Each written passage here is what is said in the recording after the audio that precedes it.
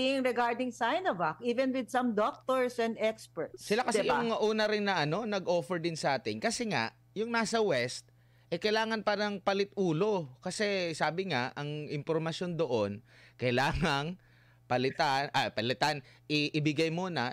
Di ba sino? Pera muna. Di, yung Hindi pera. Amerikano. Hindi lang pera. Sundalo. Sino yun? Si sundalong Amerikano, di ba? Na nagkaroon ng issue. Hindi lang pera. Para doon sa di ba napalaya si Yun.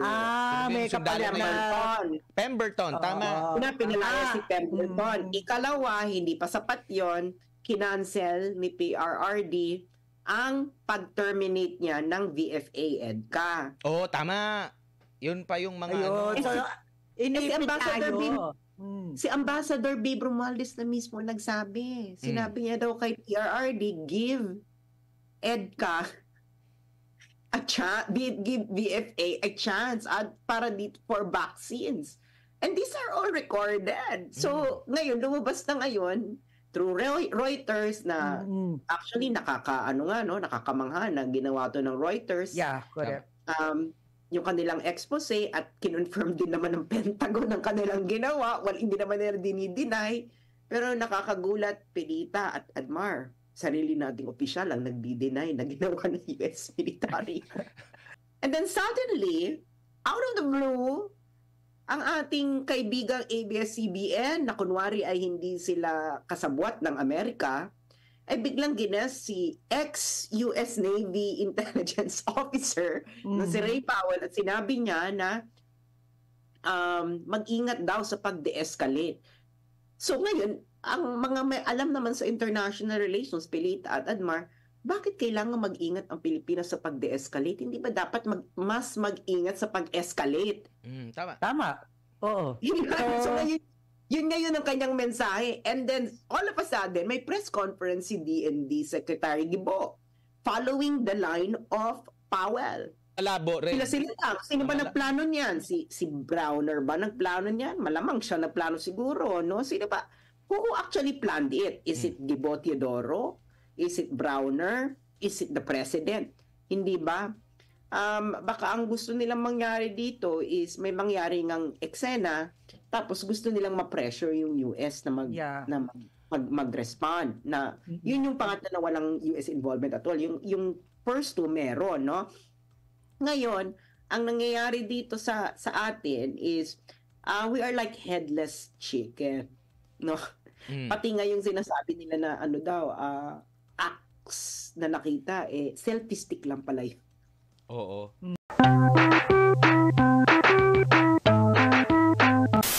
Interesting ang mga developments. Oo. Tsaka paunahin ko na tanong, partner Pilita, mauna ka na. Nako, eto, Miss Sas. Eto na, di ba napakatagal, napakarami talaga ng mga taong katulad ninyo.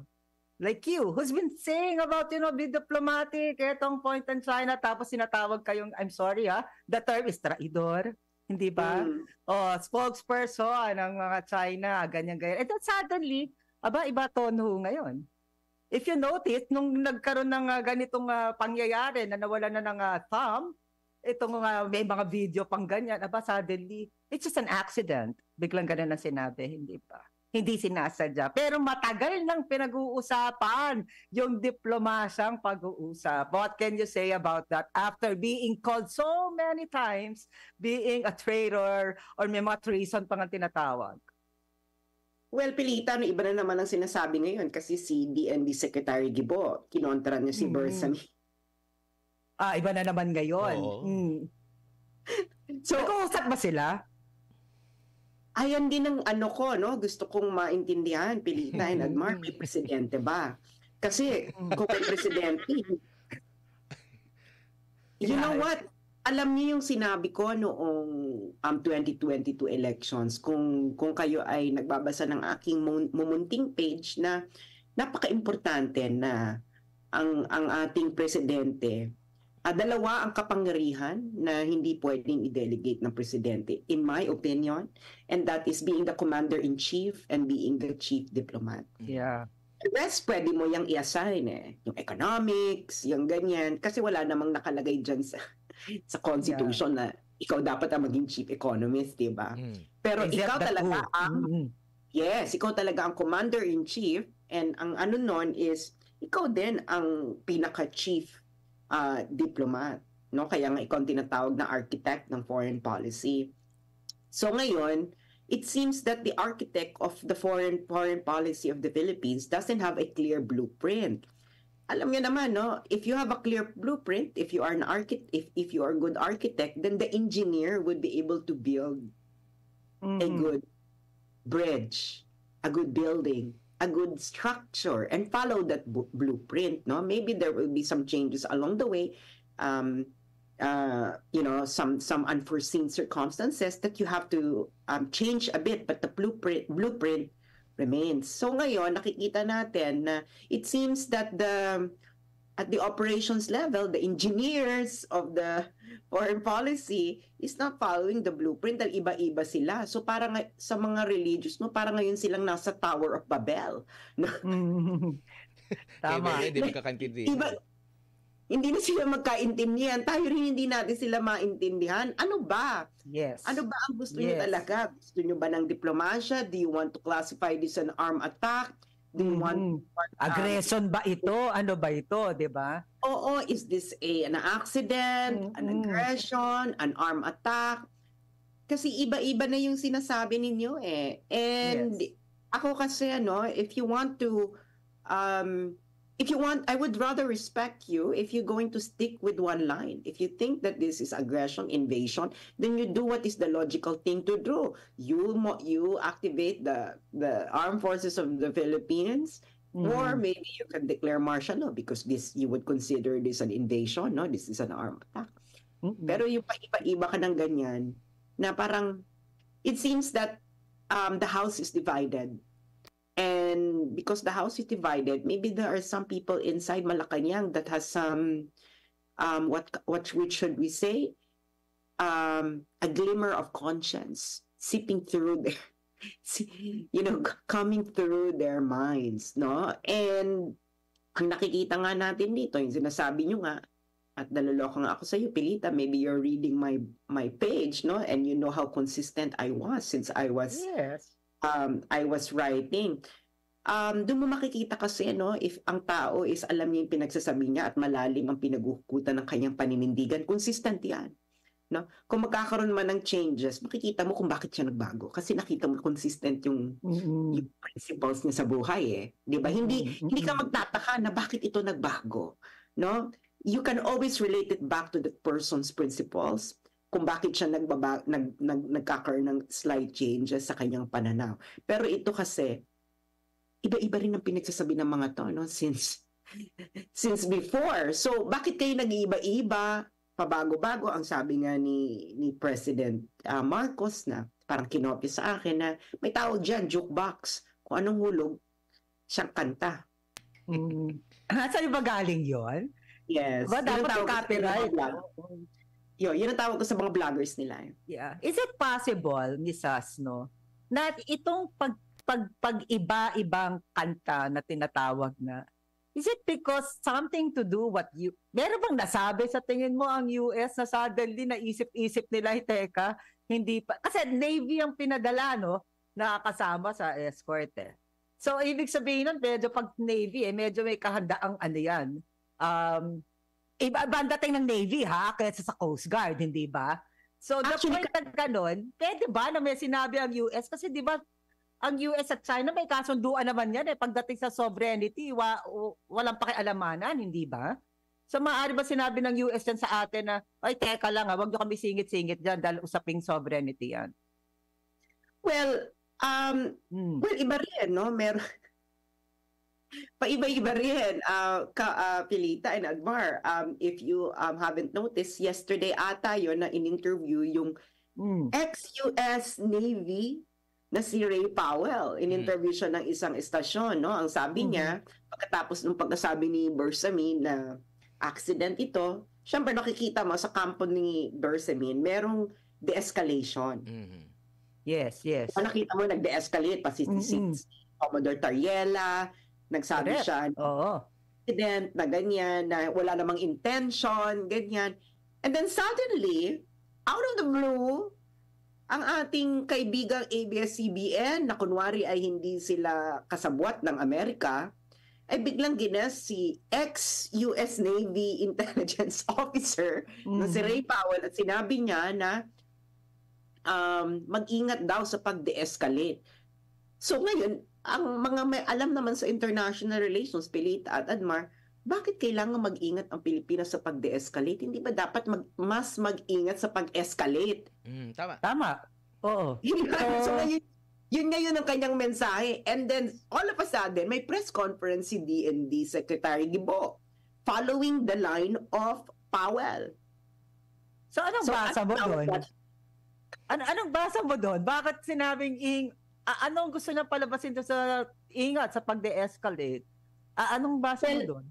Well, Pilitan Admar, no? Hindi pa naman, huwag natin kalimutan ang explosive expose ng Reuters, no? Yes. Ayan, 10 days ago lang yan. Hindi ba't magkakaroon dyan ng hearing si Senator Amy Marcos? Sana Senator Amy Marcos, huwag kang maglambot-lambot dahil history ng bansa ang nakalalay dito, no? At merong linya doon ang Reuters, Pilita at Admar, kung gusto ko lang sa inyo ipaalala. Ang sabi ng Reuters doon, by 2010, the US military began using social media tools, leveraging phony accounts to spread messages of sympathetic local voices, themselves often secretly paid by the United States government.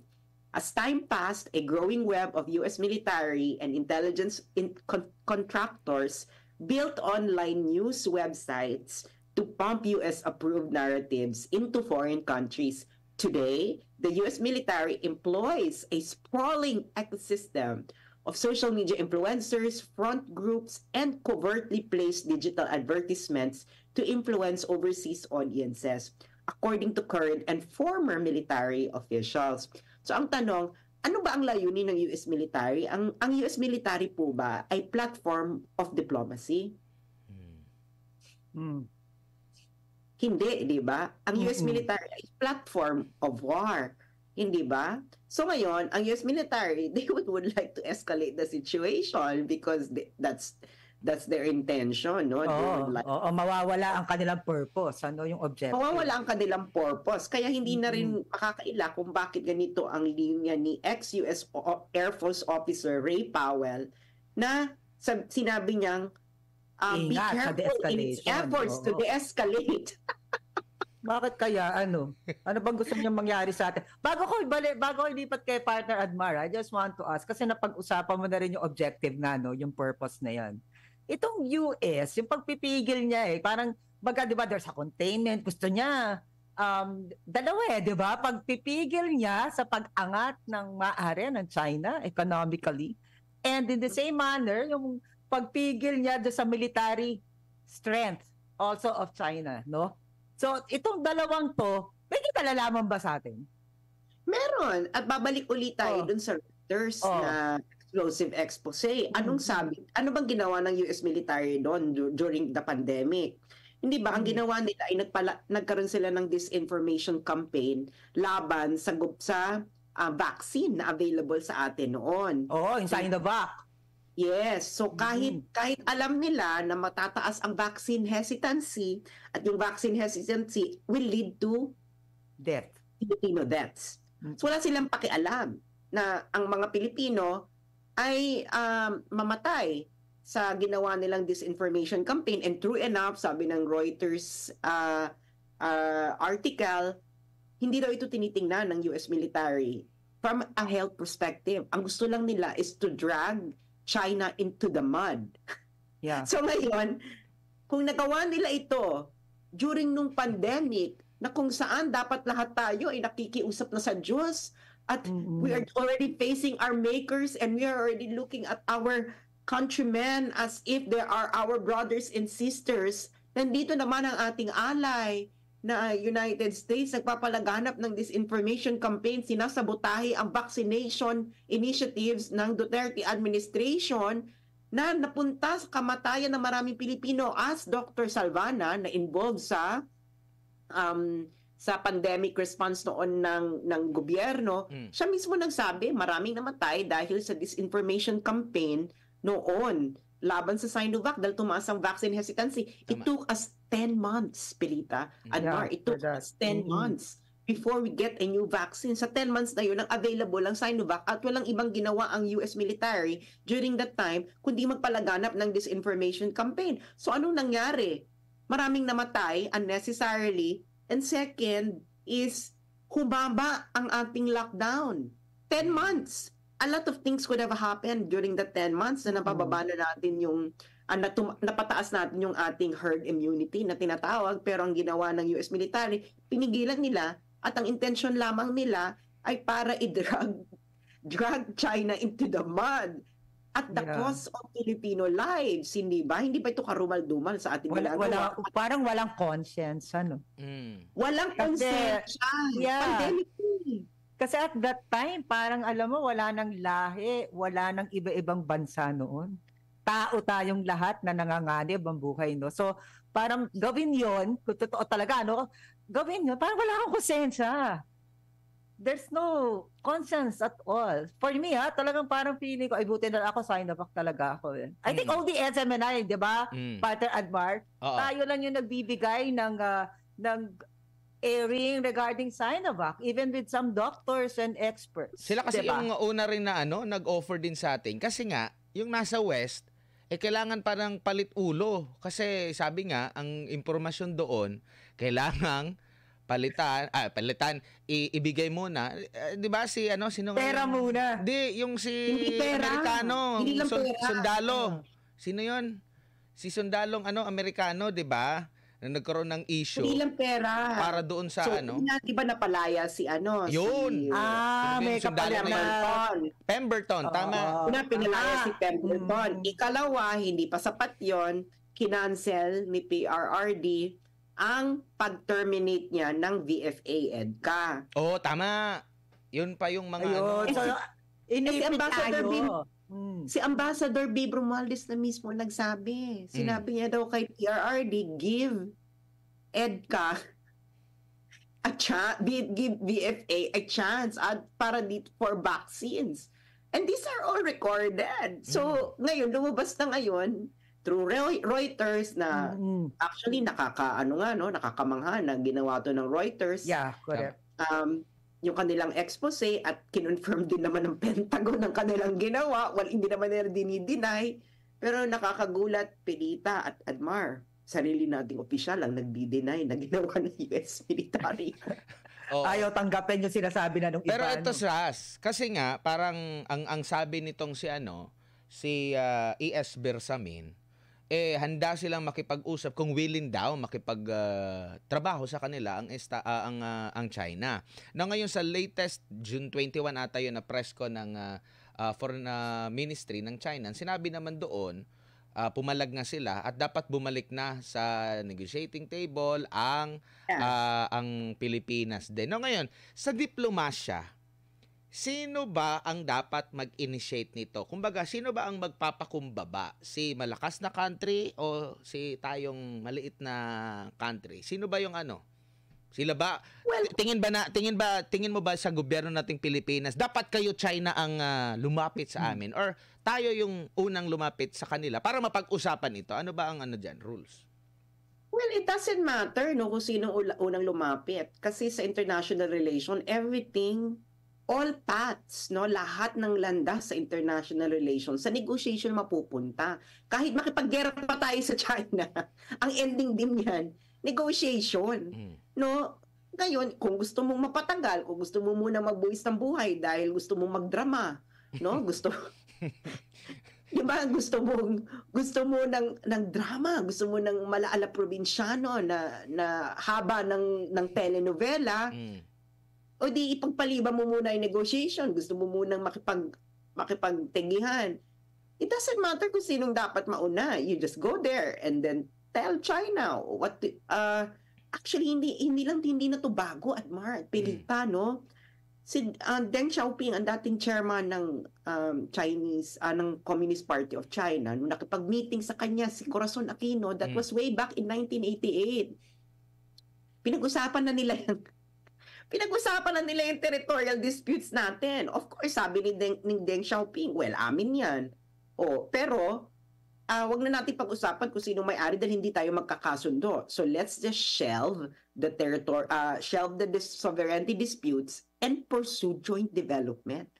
At hindi lang, so it was recorded by the conversation was recorded by the Chinese Foreign Ministry. You know, it is also recorded by even written by the Vice President of Cory Aquino na si Doy Laurel. Sinabi niya na yun ang sinabi sa kanya 1986 pa lang.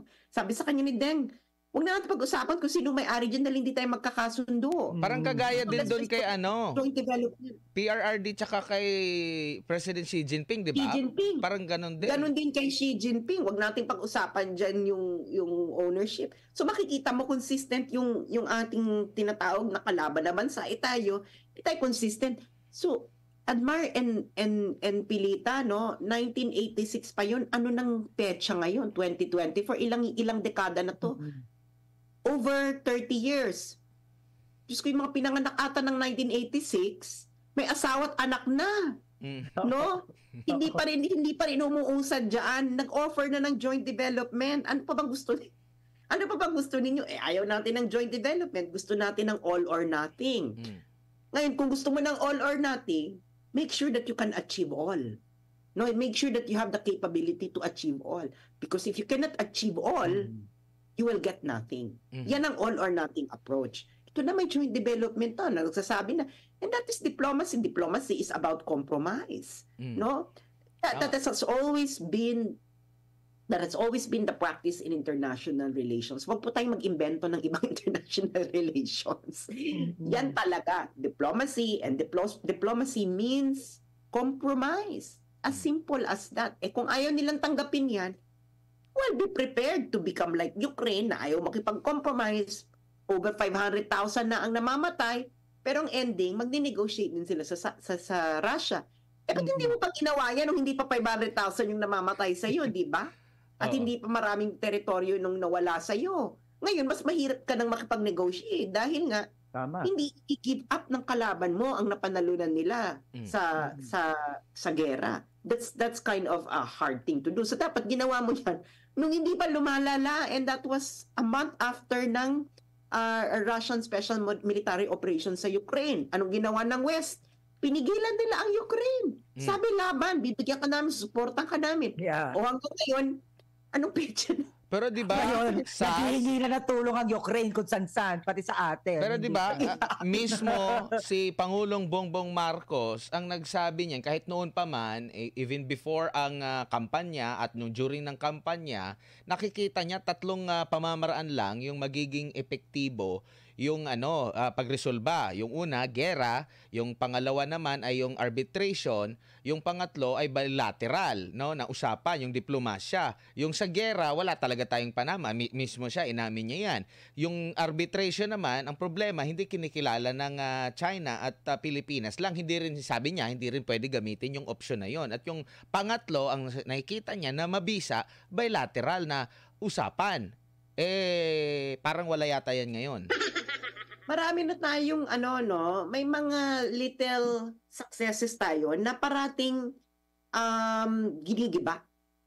'Di ba? Na halimbawa nung panahon ni GMA, meron tayong joint seismic joint seismic mutual understanding, if I'm referring to the long name ng JSMU, no? Sa pagitan yun ng Vietnam, China and Pilipinas.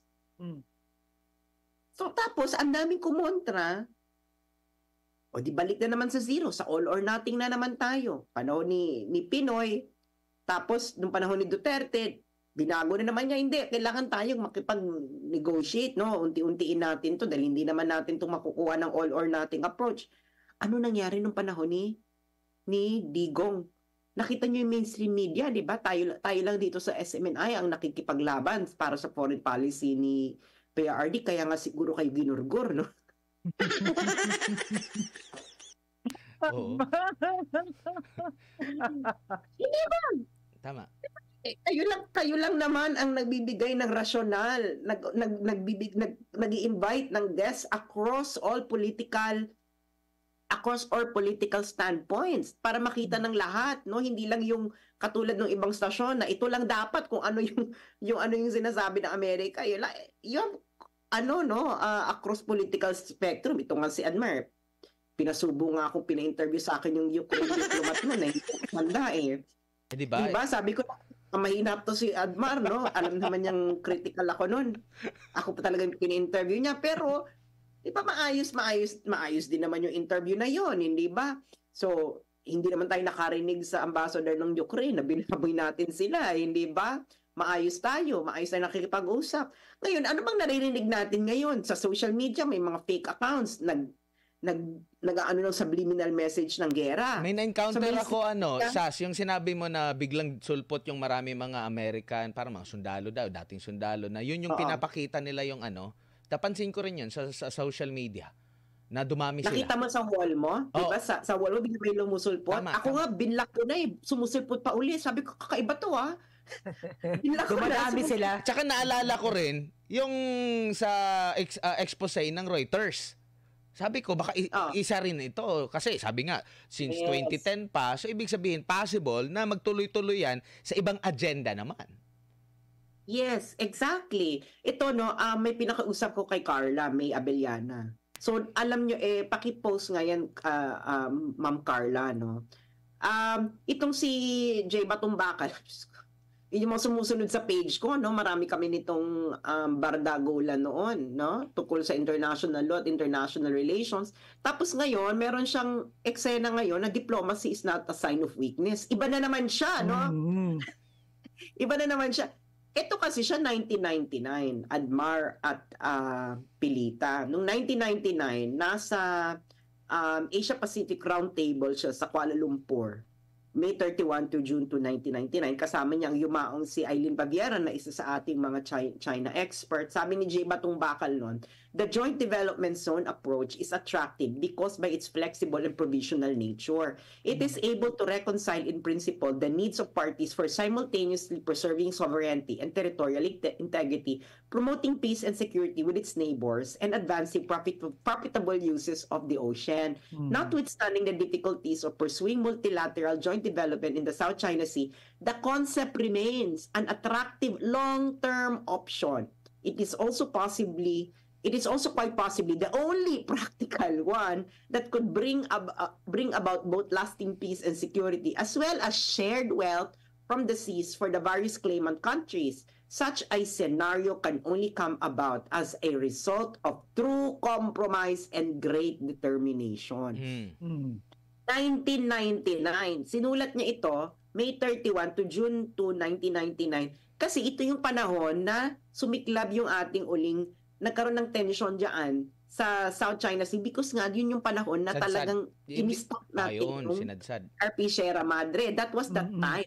So, nung panahon na may tension, yan ang sinasabi niya. Tapos somewhere along the way, nag-iba siya, naging war freak. No, hindi, lalaban tayo, ganyan. Tapos ngayon, iba na naman, diplomacy. Anong tawag natin sa mga ganitong pabago-bago? Ano ba?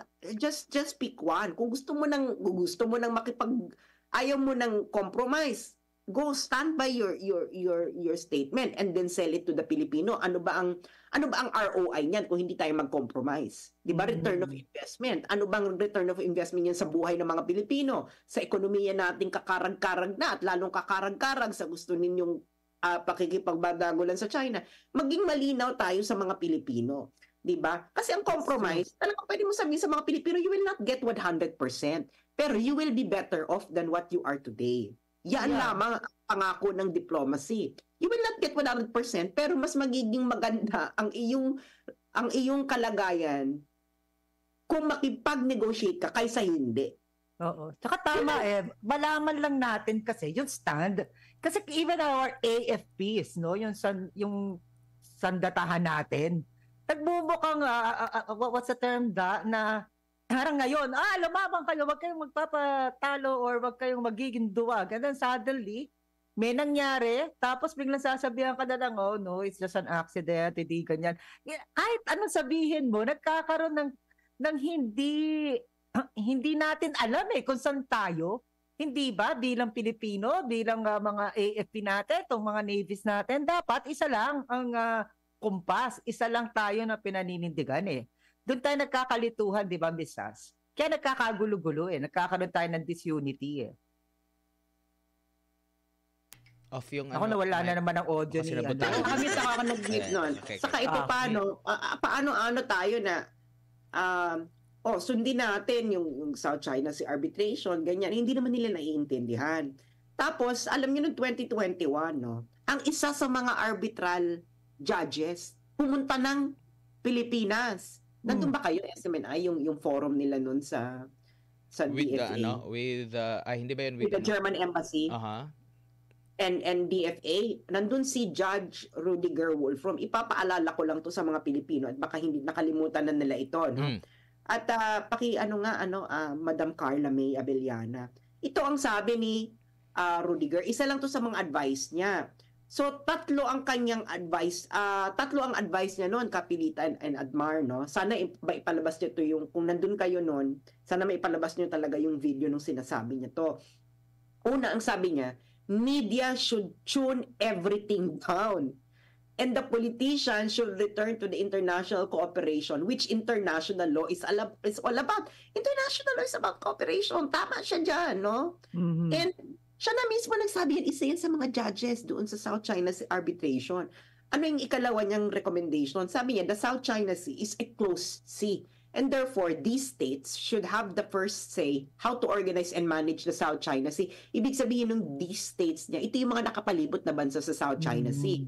Ibig sabihin, kung hindi ka nakapalibot na bansa dyan sa South China Sea, bakit ka nakikialam? Dapat yung mga magkakapit-bahay Tama. sa South China Sea, ang mag-usap-usap, bakit ka nakikialam dyan, Amerika? Sino ka ba? Ang layo-layo sa South China Sea. You are like, how many? 14,000 kilometers away. So parang yung pinita, no? Halimbawa, kayo yung mga nasa Davao City, can you imagine? Kayo dyan, meron kayo yung barangay sa Davao City, may problema kayo dyan. Can you imagine yung barangay sa Manila, pupunta dyan para makialam. Ganun ang nangyayari ngayon. Nagdidikta pa. Nagdidikta pa. Imagine the feeling. Nagmamarunong. Hindi lang nakikialam, dikta. Di ba? Dayo ka na. Nagdidikta ka pa. Didikta ka pa. Correct. Ito, di ba? Tapos ang ikalawang advice ng judge na ito, no, kasi tinanong siya. Sabi, i-advise mo ba ang joint development? Sabi niya mismo na yung path ng Timor-Leste at ng Australia noon can be followed. Meron silang joint venture, no, yung Timor-Leste at Australia. Na kung saan nakaset aside na yung sovereignty and sovereign rights. Huwag na natin pag-usapan yan. Ang pag-usapan natin is papaano na tayo magbe-benefit pareho. So it's the distribution of benefits and of course distribution of investment, no? Diyan.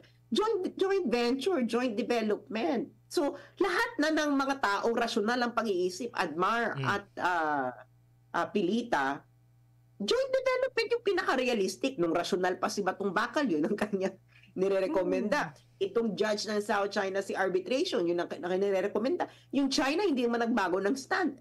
Mag-joint development tayo dyan.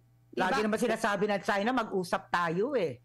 Tayong dalawa ang concern eh. Huwag natin isamang iba. Paulit-ulit naman sinasabi ng China yan. Dati pa. Oo. Tayo naman, ano bang gusto natin? China, Vietnam, dyan sa South China Sea na, di ba, as unconstitutional. Hindi ko alam kung ano magiging implication niya. Siguro isa na namang maneuvering yan na wag ipagbawal. Pero kasi, ano to foreign policy na to no? Ang makakapag-desisyon nito is presidente. And I believe yung Supreme Court decision na yan, if it can be argued na it would lead to regional peace and cooperation, I don't think naman yung Supreme Court pipigilan niya. Ano bang gusto mo? Ayaw mo ng regional peace and cooperation, hindi ba? We have to prioritize, we have to prioritize certain values over others. Hindi ba? Lalo-lalo kung wala kang peace and development dyan, papaano ka ngayon? Papaano mo may enjoy yung iba mong gusto? Oo. Hindi ba? Tsaka Sas, di ba, nabanggit mo kanina, iba yung sinasabi ng pinaka-alter ego ng presidente E.S. Bersamin dito kay Secretary Gibo. No, ngayon papasok tayo sa diplomasya, hindi pa malinaw kung ano yung ating plano. Kasi ang dami-daming ang dami-daming side. Siya rin parang naging spokesperson na ng Pangulo, si Secretary Gibo, yung executive secretary mismo ng Pangulo, iba rin yung sinasabi. So, pwede rin papasok tayo sa gera na hindi pa nagkakaintindihan yung mismong yung gobyerno natin. Doon pa lang. Well, marami din tayo hindi naiintindihan sa nangyaring resupply mission, no? At mas magandang mahimay ito. Halimbawa, Admar and Pilita, no, ngayon ko lang nalaman ng may mga kasama pala doon na underwater operations specialist. Underwater operations specialist. Akala ba namin resupply? Bakit may underwater operations specialist? Ano ba ginagawa ng Navy na underwater operations specialist? Hindi ba? So it just brings to mind yung nangyari sa Nord Stream, no? Because Nord Stream is an underwater operations. So ano bang binabalak niyo diyan? Resupply or something else na may kinalaman sa underwater operations, hindi ba? Tapos ngayon iba-iba na naman. Itong isa is gusto niya i-de-escalate. Yung isa gusto niyang i-escalate. 'Di ba? Si Gibo gusto niyang i-escalate, si Bersamin.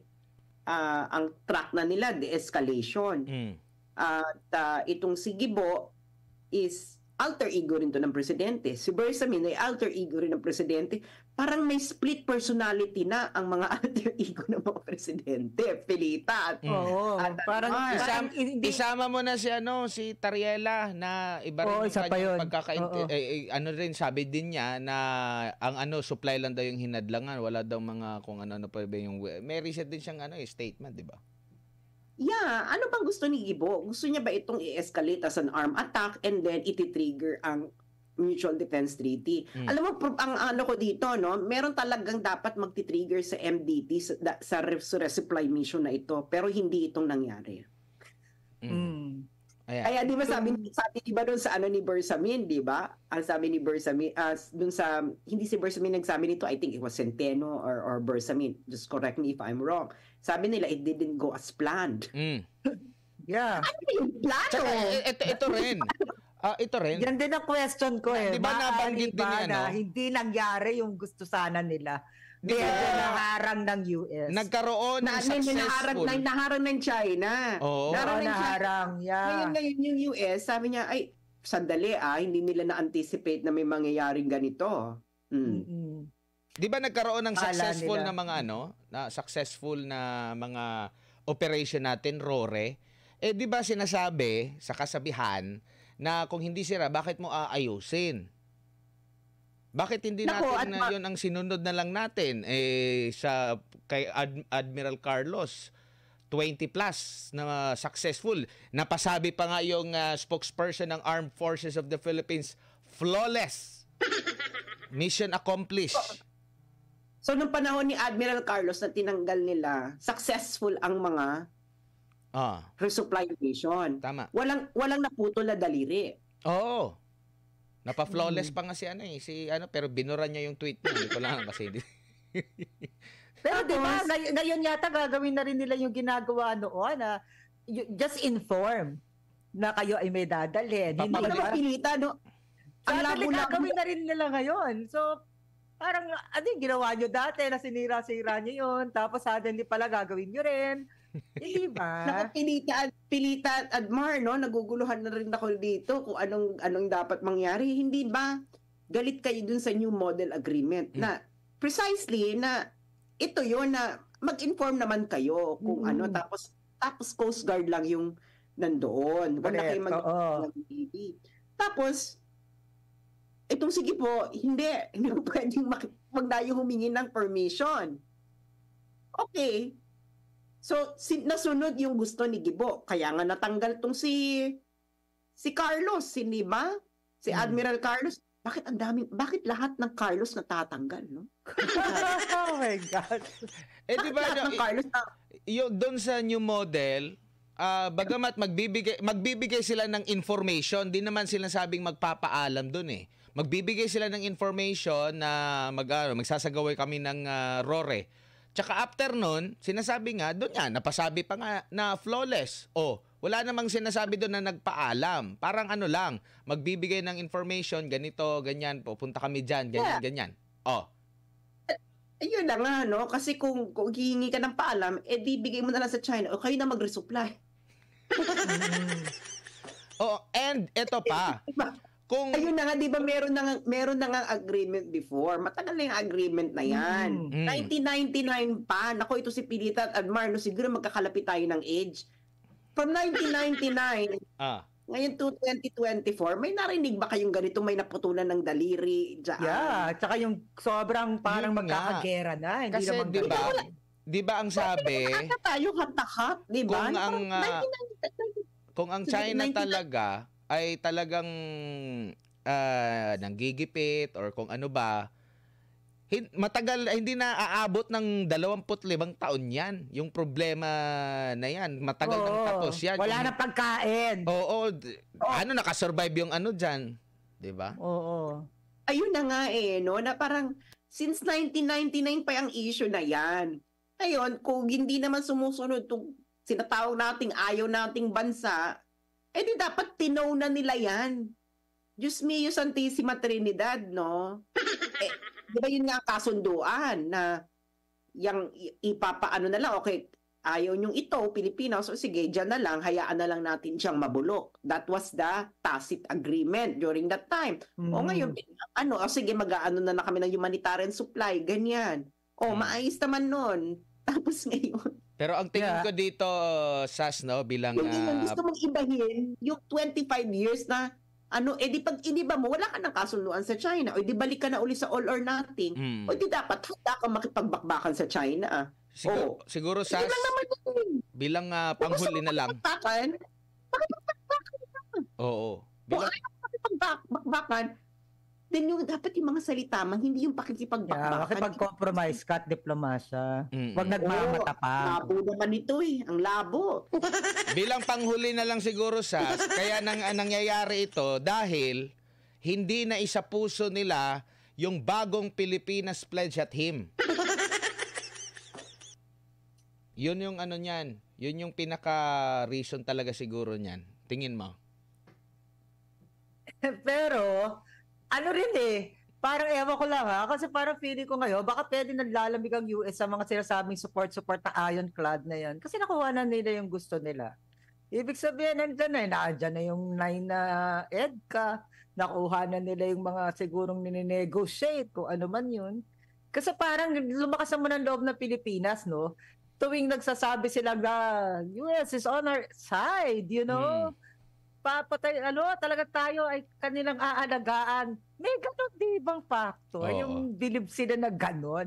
Suddenly, may nangyaring ganito. Kaya nga sinasabi ko, maaari ba na may nasabi ang US na, ay, teka lang huwag nyo kami isabit dyan. Away nyo yan. Kaya suddenly, nag-iba ang todo sa jukebox na sinasabi. Ang pinaparatangan nila, itong sinasabi nilang traitor, American colony traitor, kagaya ni Sas. Oo. Ako naman, okay lang naman ako, sabihan nila akong traitor, no? Because history will be the judge kung sino ang traitor at kasi manalig ang mga opisyal ng gobyerno at mga media sa Pilipinas, no? At mga social media influencer na hindi malik ang buong operasyon ng US military nung pandemic. At makikita natin kung sino ang mga binayaran nila. Kasi alam mo, pag pinusundan mo yung mga ganitong malalaking leak ng Amerika, no? Usually, ang sunod niyan, makikita mo na yung buong operations. Oo. So, tsaka mawawalan din ba sila ng prangkisa? Baka mapag-alaman ko Hindi. Admar, yung mawawala SMNI din mo lang ang nawawala. Siguro naman, Admar, yung disinformation mo nakakapatay ng 60,000 Pilipinos. Siguro naman. Parang Yun talaga ang malala, no? Nakakabingi ang katahimikan doon sa nagsasabing lumalaban sila sa disinformation, misinformation na ito. Ito ang basa ko, no, Kapilita, sa sinabi mo. Pwedeng ganyan, no, na yung US nagdidistansya. Pwedeng ganyan, nagdidistansya. Pwede rin kasi na I can see 3 scenarios. Una, pwedeng nagdidistansya ang US. Ikalawa, pwedeng nasa likod sila niyang operations na yan. Isa sila sa nag-udyok niyan. Meron silang gustong mangyari dyan na makakapag-trigger ng MDT. And there are a lot of instances in history, no, like USS Maine, yung sumabog yung USS Maine. 'Di ba? Yung sumabog yung Nord Stream, ganyan. Yung mga ganyang bang mga bagay, no, na pwedeng saka yung nangyari sa Gulf of Tonkin nung nagkaroon ng fake news ang US no, na sinabi tinatake sila ng Vietnam, hindi pala totoo. Pero yun ang nag-dahilan kung bakit nagkaroon ng military response ang United States. At ito ay mga nangyari ito ng mga malapit ng mag-eleksyon at dehado ang presidenteng incumbent sa re-election. So pang ano lang to, pang divert. Ang kapansin-pansin lang, Sas, pwedeng ganon. Pangatlo, ang pangatlo is it could just be military adventurism na walang kinalaman ang US. Military adventurism lang. Sila lang, oo. Na malabo rin. Sila lang. Sino ba nagplano niyan? Si Browner ba nagplano niyan? Malamang siya nagplano siguro, no? Sino ba? Who actually planned it? Is it Gibo Teodoro? Is it Browner? Is it the president? Hindi ba? Baka ang gusto nilang mangyari dito is may mangyari ngang eksena, tapos gusto nilang ma-pressure yung US na mag-respond. Na yun yung pangatlo na walang US involvement at all. Yung first two meron, no? Ngayon, ang nangyayari dito sa atin is we are like headless chicken, no? Pati nga yung sinasabi nila na ano daw, acts na nakita, selfie stick lang pala yun. Oo. Tsaka selfie stick. Kapansin-pansin din, Sas, pag nagsalita na sinasabing papakalat ng misinformation, ito nga Amerika, hindi masyadong pinapansin or hindi, parang wala lang. Pero pag may mga balita about sa China, ang bilis. Ang bilis talaga kumalat.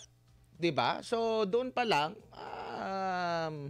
siguro last message mo na lang sa taong bayan, paano nila timbangin itong mga insidente na ito, Sas? Madali lang pong timbangin ang foreign policy. Ilan bang mamamatay dyan sa foreign policy mo?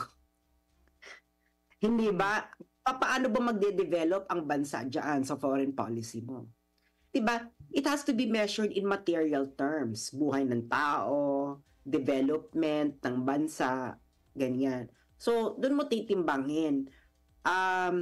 Hindi po to video game. Yeah. Hindi po ito video game, Warcraft, or kung ano man, no? Ito buhay po ang tao nakasalalay dito at ekonomiya ng Pilipinas. Okay? Yung mga nag-uudyok-udyok na okay, wag tayong makipagdiplomasya, isa lang ang option mo. Makipaggera ka. Well, ngayon pa nga lang nagrereklamo na kayo sa inflation. Paano pa kung mas lalong lumala yung tension? Baka wala na kayong makain, no? Remember, a lot of food items in the Philippines are imported and they pass through the sea. trade, oo. They pass through the sea. Ang iba galing ang oil, from China. ang langis, they pass through the sea. Pag lumala dyan ang tension at hindi ka magkaroon ng amicable compromise sa China, hindi naman China ang maapektuhan. Ang ekonomiya ng Pilipinas, ang development ng Pilipinas, at ang mawawala ang buhay ng mga Pilipino. Dahil hirap na nga sa pag-develop ang Pilipinas, no, wala pang gera, paano pa kung magkagera? Tsaka Kahit hindi man lang gera, lumala yung tension. Sanction lang Oo. Actually, hindi magsasanction ng China, no? No, what I meant was, consider lang tayo ng China na kaaway at di tayo Hindi na sila supportahan, mag-i-import. big impact. Mm. Hindi Yeah, ba? na ano export. ka na hindi nga kailangan mag-sanction ng China eh. Yung mga Itigil na ang lang yung mga ano. citizens niya lang mag-call ng boycott ng Philippine products, tapos ka. OFWs Tsaka, na lang. Sas, mahirap makipaggera ng gutom. Yun ang problema. Pag-iibatinin mo. Oo, iba-iba yung ano natin pag gutom. Tsaka Hindi, naman, ang US at China, huwag na tayo magkunwari dito. Nung bumisita si Xi Jinping doon, napaka-VIP nagdating doon. Nakita mo bang parang, parang wala ka namang nakitang may away yung dalawa. Kita mo, parang doon pa lang medyo meron ka na dapat na feel eh. Na, oops, parang meron sila nagiging deal na maganda for both of them. Hindi ba? So, kitang-kita Meron naman silang yun. deal. Diyos ko. At nandun si Bongbong Marcos nung time na yun. Oo, Si tama. Bongbong Marcos sa US, nung nandun din si Xi Jinping. Si Xi Jinping yung binigyan ng welcome. VIP, yes, correct. Hindi ba? VIP. Tapos Once si but Bongbong twice na yun. Mm. twice. Tapos Pero- si Bongbong Marcos at the same time, nakipag-meeting kay Kamala Harris sa parang bodega pa ata. Pero, Bodega naman. pero meron na din Talagang namang bodega. deal ang Pilipinas tsaka US hindi pala Pilipinas. BBM tsaka US. Wala bang deal? May deal si BBM at US. Alam mo, yan ang mga haka-haka, Admar, no? Kasi kung ikaw ay merong 350 million US dollars ba ang fine? Or 350 billion? Oh. Ang kanyang contempt fine na everyday ay gumugulong ang interest. Tapos marami ka pang frozen assets, no, sa US. I think it goes without saying that it might be part of the deal. Kasi parang ang labo naman kung hindi ito part ng deal kasi Tamang grabe hinala. ang pagbalintong ng iyong foreign policy.